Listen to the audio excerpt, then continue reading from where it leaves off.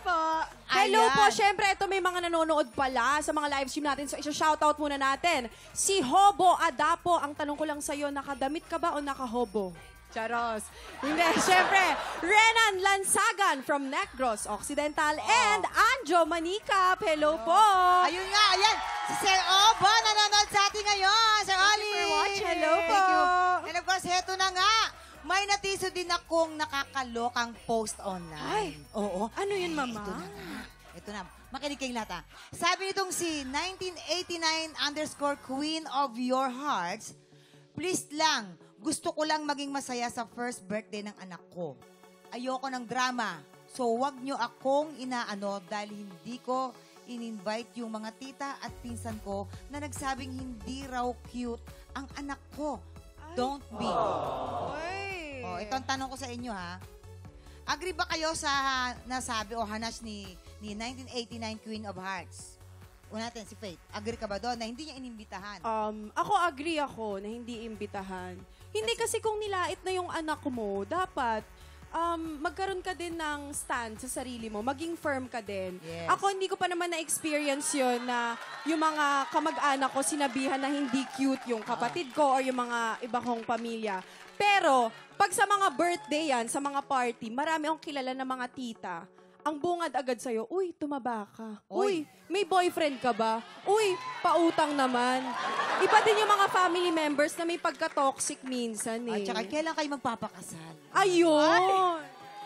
Ako naman, Mamang, ha? Bia. Ako, personal experience ko, nung bata ako, palagi akong sinasabihan ng mga kamag-anak ko na, alam mo, maganda ka sana kung maputi ka. So, nung bata ako, tumatak siya sa isip ko, Mamang.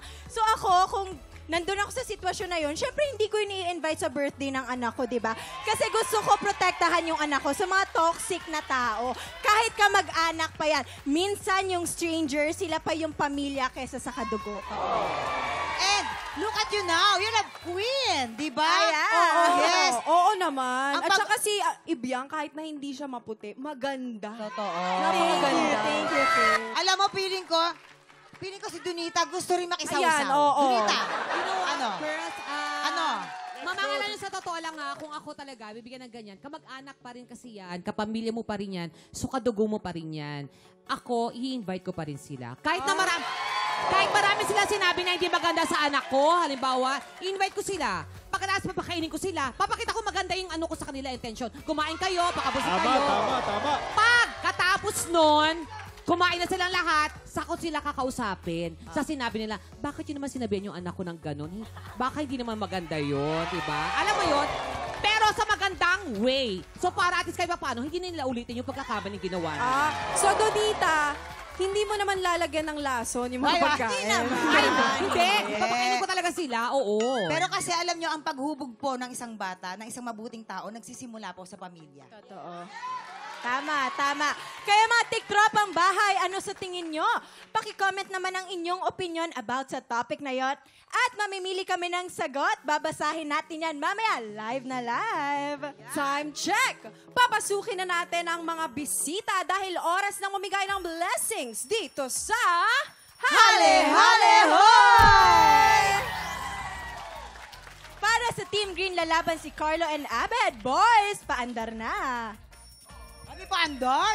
Dali, ano na naman?